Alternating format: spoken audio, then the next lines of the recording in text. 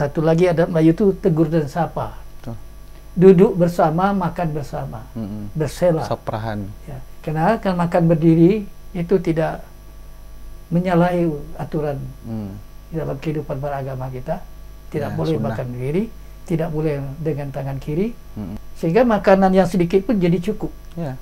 Itulah si ciri Melayu. Jadi jangan katakan saya Kalimantan makan di Sumatera, di rumah orang Sumatera. Bukan. Makan di rumah saudara kami di Silaturahmi.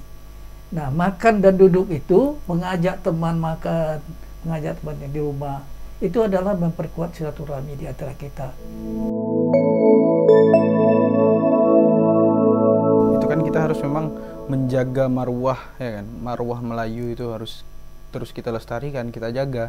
Jangan sampai noktah itu tadi hilang kan dari kita. Ya. Nah, namun fenomena sekarang ini kan banyak anak muda ya, khususnya Melayu. Banyak juga anak muda dari suku mana saja yang mungkin udah mulai melupakan budayanya sendiri, tapi fokus ke budaya-budaya asing. Misal kayak ke Korea-Koreaan, K-pop atau Jepang anime itu, sehingga dengan budaya sendiri dia tuh nggak tahu warisan-warisan Nusantara ini, kisah-kisah rakyat ini, kisah-kisah urban segala macam, mereka nggak tahu tuh. Tapi kalau ditanya film ini, film itu, mereka luas gitu pengetahuannya. Ya, inilah contohnya sekarang. Berbaju ketat sehingga fisiknya tuh tetap seperti terlihat.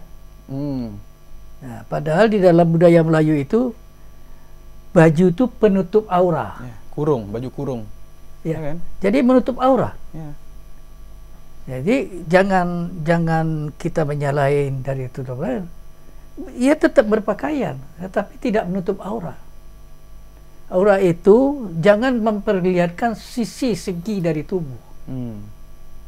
Oleh karena itu bisa aja 2-3 lapis pakaiannya. Jadi dalam ketat, dibungkus lagi, dijadikan model. Ikutin modelnya, tidak masalah. Ya. Tetapi yang pada prinsipnya jangan memperlihatkan aura tubuhnya. Nah, budaya ini sekarang mengalir. Sehingga di jalan kita melihat kepalanya ditutup, pakai jilbab, segalanya tutup begini, tapi di bagian bawah ketat, dan itu terlihat seperti bagaimana tubuh itu sendiri. Ini bertentangan dengan adat budaya Melayu. Budaya Melayu itu bukan berarti saja tidak boleh memperlihatkan aura tubuhnya, tapi juga menjaga sesuai dengan agama yang dia miliki. Karena Melayu 3 tadi, apabila dia tidak jadi Muslim, berarti dia tidak Melayu lagi. Karena ciri Melayu itu Muslim. Tapi ada gak orang yang non-Muslim tapi dia bisa saja dia orang Melayu tidak Muslim tapi tidak sesuai suku Melayu lagi. Dia sudah keluar dari Melayu. Dari bangsa Melayu, bukan dari suku, dari bangsa. Karena Melayu itu sudah jadi bangsa.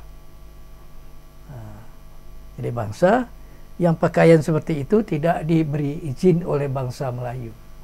Tutup, boleh berpakaian tetapi ditutup. Yang sopan lah yang penting. Nah, tidak senang dengan apa yang ada di luar negeri. Bukan. Kita senang menerimanya, tapi dia mengadaptasikan dengan kondisi yang 3 itu sebagai pilarnya. Jadi apabila 3 pilar tadi tidak terjaga, ya pasti gembira menerimanya.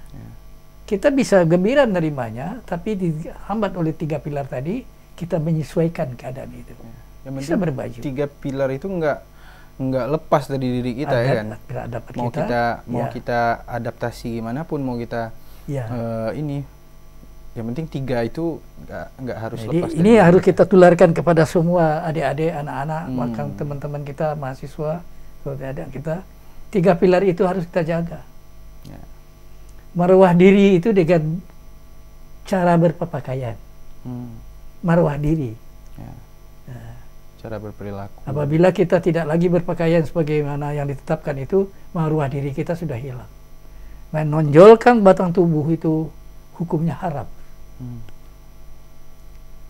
jadi mari kita tidak saja kita beratur, tapi ibadat. Adat kita tidak ada. Seperti itu. Lihatlah di negeri-negeri kita yang Melayu, pasti berbaju kurung, baju berbesar. Kalau sekarang disebut dengan sodre, silakan. Jadi Sulawesi, baju dia bobo kan? Ya. Dia memang cantik, tapi tutupnya tidak melihat tubuh.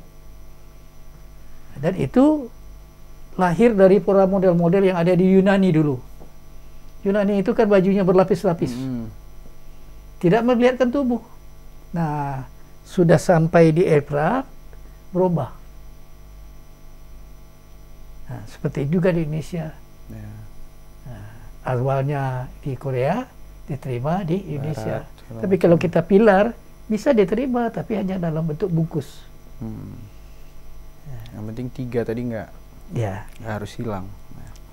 Dan saya sebagai lembaga Melayu, itu yang saya utamakan. Jadi sekali ada pertemuan-pertemuan di sini, jaga diri. Mari berpakaian Melayu. Pakaiannya apa tuh? Nah, kita pakai Melayu. Mereka Melayu itu bukan berarti apa, pakaian yang memenuhi persyaratan. Longgar, berlapis, untuk wanita berlapis namanya. Ada baju pelapisnya. Sehingga dengan demikian terjagalah auratnya. Oke. Saya sempat juga itu ngobrol sama kemarin siapa? Ketua Hipemari itu.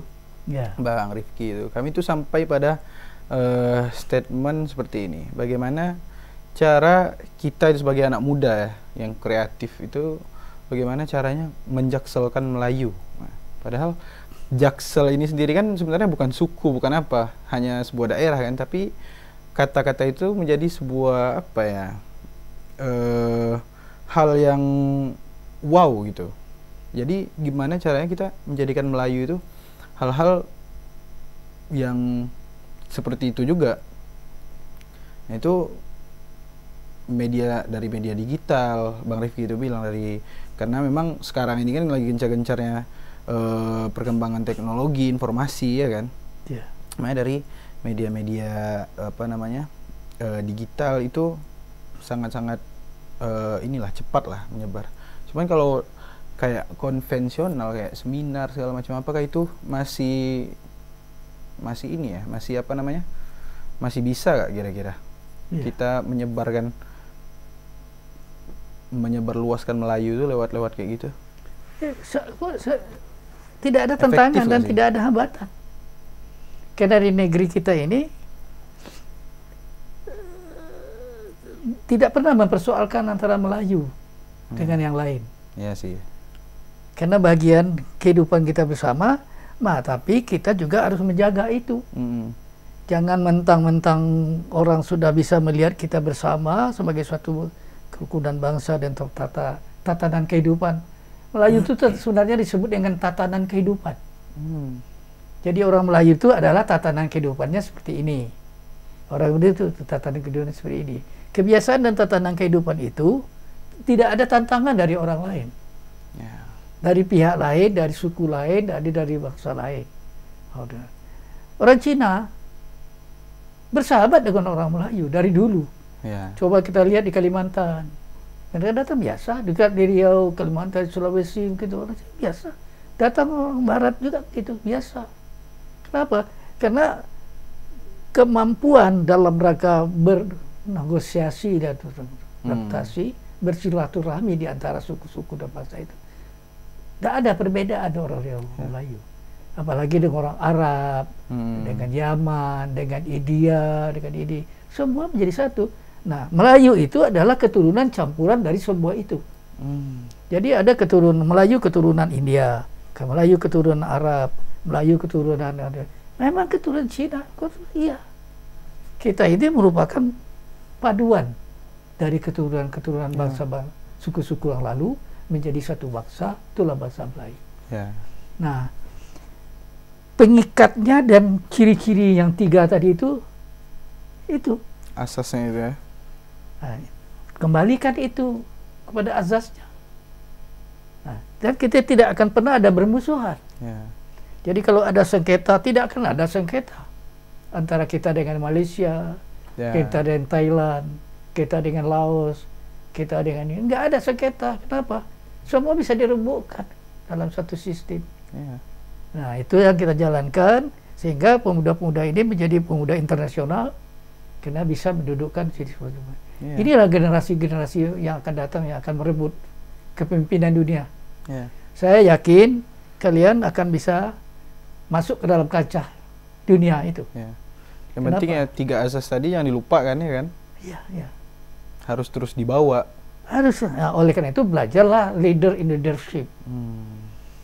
Berteman seakrab mungkin, bermusuh sejauh mungkin. Berpendapat sebanyak mungkin, menerima pendapat orang lain sebaik mungkin.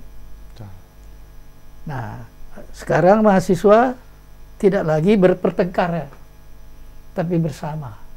Harusnya. Merumuskan, kemudian bersama menyatukan pendapat itu. Ini pendapat kami. Tidak membedakan pendapat itu. Ini suku kami Jawa, ini suku kami dari... Tidak itu. Ini kami. Kami sudah sepakat seperti ini. Kita rangkul semuanya. Nah, mudah-mudahan kemarin di Pemari saya juga ketemu dengan mahasiswa yang dari Lampung. Juga sama. Ya Pak, kami akan bersama. Kalau ada lembaga-lembaga itu sudah nanti diumumkan begini, kita akan bersama-sama duduk bersama. Betul. Sebagai generasi muda penerus Melayu. Sumpah Pemuda 28 Oktober. Lalu Sumpah Pemuda itu siapa? Haji Agus Salim dan lain-lain grup itu kan orang Melayu. Ya, itulah harapan saya sebagai orang tua, sebagai pembina-pembina. Generasi-generasi dari Melayu ini muncullah menjadi pemimpin di bangsa ini. Harus. Nanti muncul di pemimpin-pemimpin di bangsa ini tentu masuk dalam partai yang ada ini. Tapi tidak menjadi persoalan berat, tapi menjadi kekuatan yang berat. Saya yakin itu akan muncul. Padahal kan sekarang SDM kita ini kan udah maju tuh. Terus kenapa masih pesan-pesan seperti Datuk ini jarang didapatkan sebenarnya?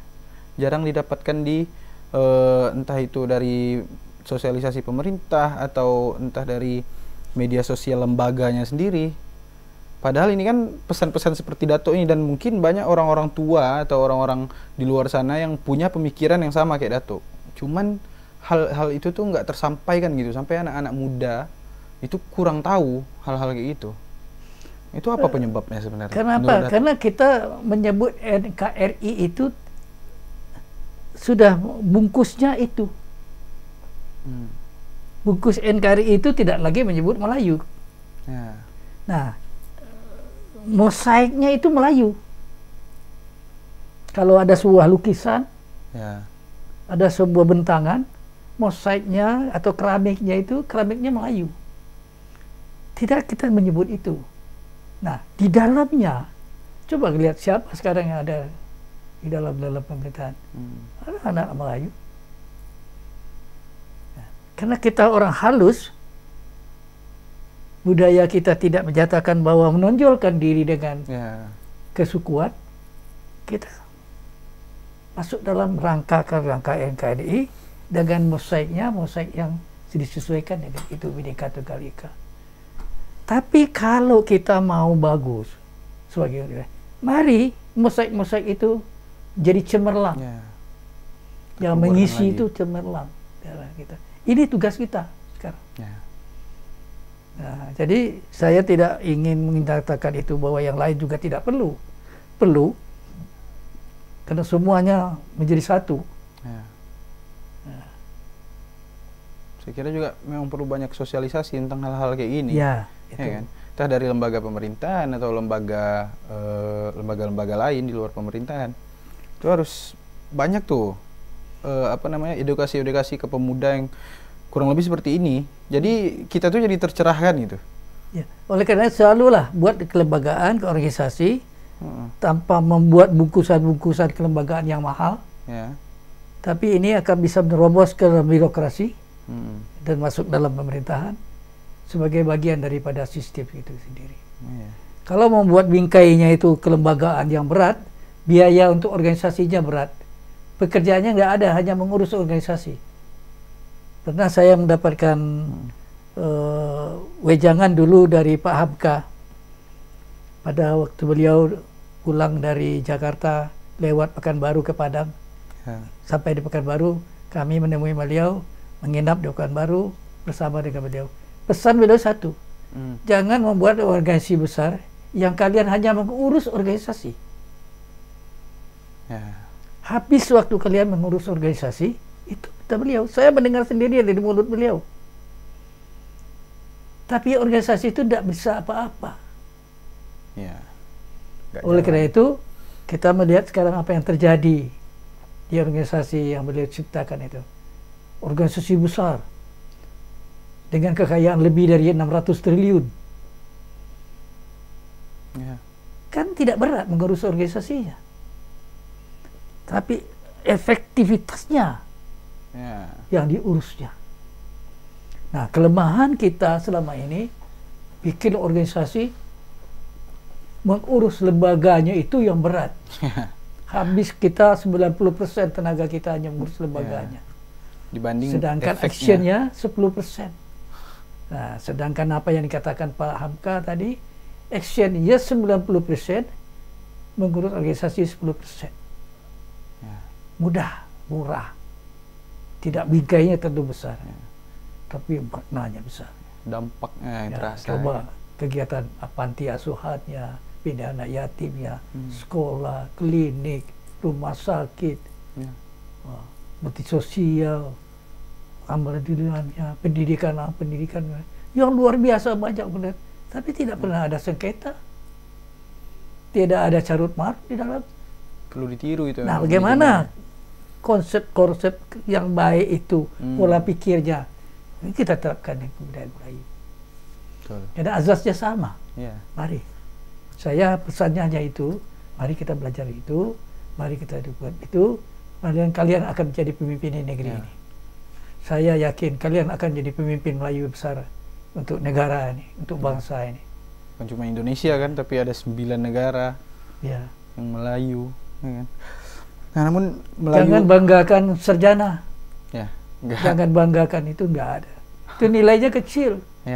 Tapi bagaimana ilmu itu jadi profesional. Itu yang paling penting memang. Orang filsafah dulu saya mendengarkan dari Pak Wiguno yang waktu itu adalah direktur utama PT Indah Kiat. Saya tidak penting pendidikan, tapi penting karakter. Adab kalau bahasa kita. Pak Wiguno itu orang yang menentukan kiri kanan di seluruh Indah Kiat. Orang kaya di bawah Pak Sutopo. Pak Sutopo itu hanya pemiliknya, pemilik utamanya yang almarhum. Pak Wiguno itulah menentukan kiri kanan. Penggerak. Prinsipnya itu. Datang sarjana, insinyur gini, dia tidak terima. Saya mau yang sarjana muda, tapi berkarakter seperti ini. Saya insinyurkan dia, biar. Nah, artinya karakter orang yang lebih penting dengan dia, bukan pendidikannya saja. Pendidikan iya katanya, tapi kalau karakternya nggak ada, out. Hanya bisa dipakai 3 hari, tidak sampai seminggu. Percobaan 3 hari sudah keluar. Jadi orang yang berkarakter hanya tamat STM bisa jadi manajer, bisa jadi direktur. Itu lebih mahal menurut dia. Karena karakternya akan baik. Gitu. Jadi saya minta adik-adik, anak-anak sekalian, rubah karakter yang jelek, jadi karakter yang baik. Karakter itu gampang merubahnya. Kalau kita menjaga tahu diri kita, selalu tanyakan pada diri kita, apa saya salah, apakah saya sudah benar. Diri kita yang tahu. Kalau kita merenung ya kan, tidak perlu orang lain. Kita cek. Itulah yang disebutkan introspeksi. Kita mengintrospeksi diri, selalu menanyakan pada diri kita. Hari ini saya apa yang buat salah? Apa yang terlanjur? Harus saya minta maaf. Ulurkan tangan kalau salah. Jangan gengsi. Sampaikan permintaan maaf kalau itu terlanjur. Itulah orang yang terbaik. Ya, tidak ada. Ya, mudah-mudahan yang terbaik. Nah, ini tuh Melayu ini kan beragam ya dari apa namanya adatnya di Indonesia lah khususnya ya. Ada Melayu yang bahasanya ngomong ada yang O, ya kan. Terus ada yang makanan khasnya ini, adatnya seperti ini, bahasanya kayak gini. Pokoknya beragam lah ya. Ya. Nah, ada gak sih menurut Dato itu apa satu titik yang bisa menyatukan, oh kalau ini nih Melayu nih. Ya, ini contohnya begini. Ya. Terlepas dari semua yang berbeda-beda itu. Dua model adat dan sistem yang dipakai di Melayu. Ada yang menggunakan patriarkat murni. Patriarkat murni. Ada yang menggunakan patriarkat dan matriarkat. Contohnya orang Minang. Oke. Dia menggunakan adatnya, adat patriarkat, matriarkat. Kalau kita kan murni patriarkat. Ya. Dari keturunan ayah saja. Oke. Ya kan? Sesuai dengan agama, keturunan adat. Tapi mereka menggunakan adat dan adat. Patriarkat. Ibu junjungan. Bapak junjungan. Jadi keduanya disamakan besarnya. Dia sangat menghormati ibunya, dan keturunan ibunya, saudara ibunya adalah ibunya. Saudara bapaknya adalah ayahnya. Ya, kedua-duanya diperlakukan seperti orang Minangkabau. Orang Minangkabau tadi ada di Sumatera Barat, ada sebagian di Jambi, ada sebagian di Lampung, ada sebagian di Riau. Di Riau itu ada di Kampar, ada di Kuantan Sigegi, itu orang Minangkabau. Ada di Kalimantan Selatan, Barat, Kalimantan Barat. Iya, banyak juga orang sama Minang. gunakan patriarkat. Jadi ada keturunan, ada fakta dari keluarga. Adat dan adat ini menjadi bagian dari masyarakat Melayu. Nah, contohnya di Bugis. Nah, mereka itu menyatukan antara adat dan agama. Patriarkat murni dia. Nah, tetapi di dalam kehidupan berorganisasi, kelembagaan, kemelayuan, mereka menyesuaikan diri. Ya. Di mana dia berada, dia menyesuaikan diri dengan adat setempat. Sehingga orang Bugis yang merantau ke Riau, orang Bugis merantau ke Kalimantan, menyesuaikan diri kan? Ya, harus. Dengan orang, tidak ada perbedaannya. Coba, saya ke Kalimantan Utara. Dari mana, Mbak? Oh, saya dari Sulawesi Selatan, dari sini. Ini? Oh, saya dari Sulawesi Utara, Tenggara. Hidup di dalam keluarga masyarakat di Kalimantan. Tidak ada sesuatu. Mereka sudah menjadi adaptasi, kami orang Melayu. Ya. Kami satu, adatnya satu, adabnya satu. Tradisi bisa beda-beda, baju yang satu pakai kuning, yang satu pakai merah kan. Nah, tapi adabnya satu. Ya, jadi dengan demikian, mengikat silaturahmi antara keluarga-keluarga di Melayu itu yang berlain-lain beragama itu mudah mengikat silaturahminya. Dan di dalam perkawinan tidak ada batasan. Oleh karena itu, kalau di Riau, dari mana bapakmu mana? Bapak saya dari Manda. Berarti di Kalimantan. Ibunya di ini. Ada di Bugis. Nah, saya menantu saya Bugis. Tidak ada perbedaan. Tidak ada pertanyaan sesuatu yang luar biasa. Jadi orang Melayu itu menerima kalau saya tuh menantu saya ada Bugis, ada Jawa, ada Melayu, ada Cina. Berarti yang menyatukannya itu adab. Ya. Cina. Kamu mau jadi menantu saya ada 3 syaratnya. Apa? Ini. Kalau kamu apa? Oke. Jadi menantu. Jadi anak. Nah, malahan kalau dibandingkan dengan cara beragama, beribadah, lebih hebat menantu saya itu dibanding anak saya.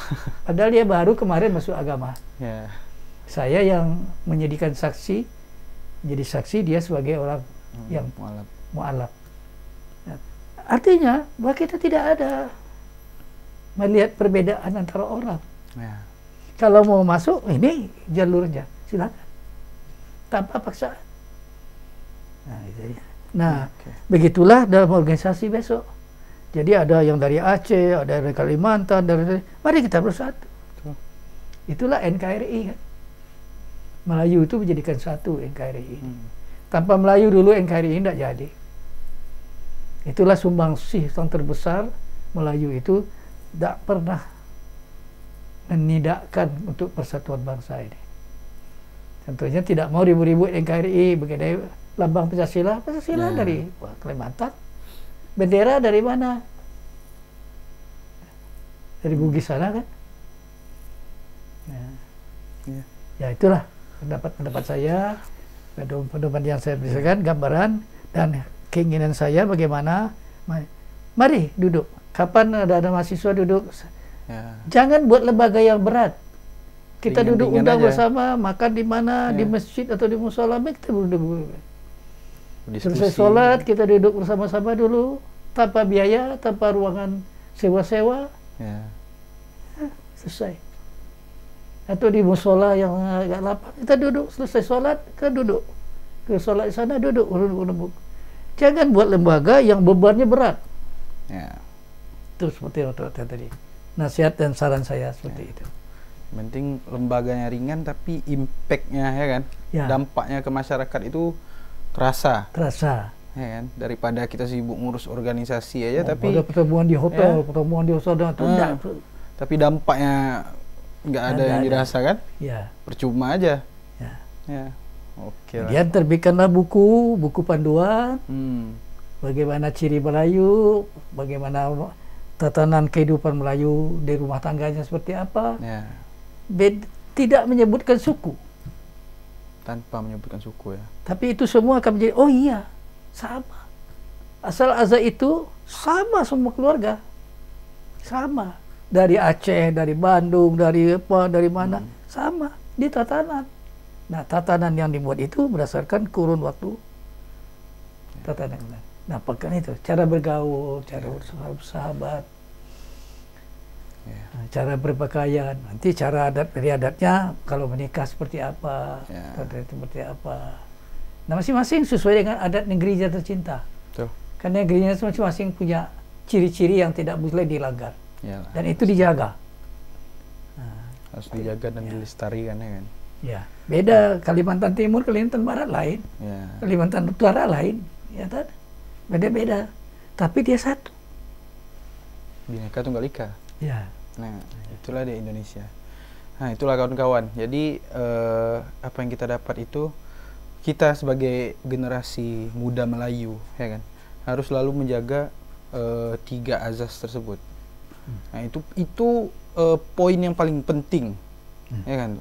Itu poin yang paling penting, menjaga marwah diri kita itu sebagai generasi muda Melayu. Yang mana kalau kita menjaga 3 azas itu, kita pasti survive lah hidup ini, sejahtera, aman insyaallah. Dan itu yang terakhir, kalau kita ingin memajukan, kita buat lembaga. Kalau kita ingin membuat organisasi, ya kan, membuat himpunan, itu nggak perlu yang berat-berat, nggak perlu yang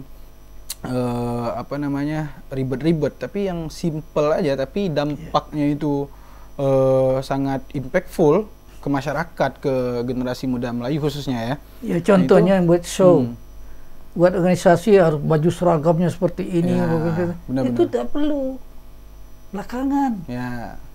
Yang penting idenya dulu. Cirinya berpakaian bersih, tidak norak, sederhana. Pakaian itu sesuai dengan azas berpakaian. Betul. Azas berpakaian yang taklimatnya bisa dibawa sholat, bisa dibawa kemana-mana. Nah, itu yang penting. Jadi jangan membuat organisasi yang kulitnya aja, biaya kulitnya lebih mahal daripada isinya. Seperti balon, di dalamnya kosong, balonnya doang, begitu kena peniti sedikit, balonnya berhenti. Nah, itu teman-teman harus diingat. Harus diingat pesan-pesan dari Dato' Marzuki Husein. Nah, itulah mungkin kesempatan kali ini kawan-kawan, ngander dengan Dato' Marzuki. Mungkin bukan mungkin, ini pasti udah banyak yang dapat kita ambil pelajaran ya dari diskusi kali ini. Mungkin kita akan diskusi-diskusi lagi ya kan tuh di kesempatan-kesempatan selanjutnya. Ya. Nah, itu. Ada kalimat penutup tuh dari Dato'? Ya, saya yang ingin menyampaikan pertama, tentu masa ini akan berubah. Ya. Tantangan akan semakin besar. Hidup semakin penuh dengan tantangan-tantangan untuk mengenainya. Sangat berpengaruh kepada nilai-nilai budaya, akan merubah adat istiadat, akan memecah kekuatan yang ada dalam kesekuatan kita, dalam rumah tangga kita. Apabila kita tidak sadari ini dan kita tidak lakukan perbuatan perubahan untuk melihat masa depan kita yang baik, tiga asas pertama itu beragama, kedua berpendidikan, ketiga berteladan. Ketiga-tiganya ini bagian dari kehidupan Melayu. Betul. Diikat dengan silaturahmi yang leader and leadership-nya adalah kebersamaan, menerima pendapat orang lain, memberikan masukan yang terbaik, merumuskan bersama yang mau dikerjakan, kemudian melaksanakan sesuai dengan profesionalnya, maka kita akan kuat dan akan dihargai orang lain. Betul. Itulah yang saya ingin sampaikan. Mudah-mudahan adik-adik, anak-anak saya, teman-teman masih bimbing, mari kita bimbing. Betul. Dan masih ada umur, kita berikan arahan-arahan, pantulan. Itu yang kita bisa mampu. Betul. Dalam mereka menjaga marwah Melayu di masa yang akan datang. Siap. Mudah-mudahan ini terlaksana. Amin. Dan saya yakin dapat dilaksanakan. Amin, insyaallah. Baik. Demikian tempat saya. Kami terimalah amanah dari sepuh-sepuh ini, Tok. Ya. Siap generasi muda ini, siap pasang badan ya kan. Ya. Sekali lagi terima kasih Dato' Marzuki udah main ke Melayu TV, udah ngasih petuah-petuah, udah ngasih nasihat, ya, udah mencerahkan kami lah sebagai generasi Melayu. Ya, terima kasih sekali lagi. Terima kasih. Mudah-mudahan ada kesempatan lain. Siap, insyaallah. Tukar pikiran. Betul. Berikan masukan-masukan untuk perbuatan yang baik masa depan. Buat negeri, suku, hidupkan kita sendiri dan rumah tangga. Assalamualaikum warahmatullahi wabarakatuh. Waalaikumsalam warahmatullahi wabarakatuh. Itu teman-teman, sekali lagi kita harus selalu melestarikan, jangan lupa 3 hal tersebut. Terima kasih udah menonton episode kali ini dengan Dato' Marzuki. Sampai ketemu di episode-episode selanjutnya. Saya Rio, saya pamit. Assalamualaikum warahmatullahi wabarakatuh. Waalaikumsalam warahmatullahi wabarakatuh.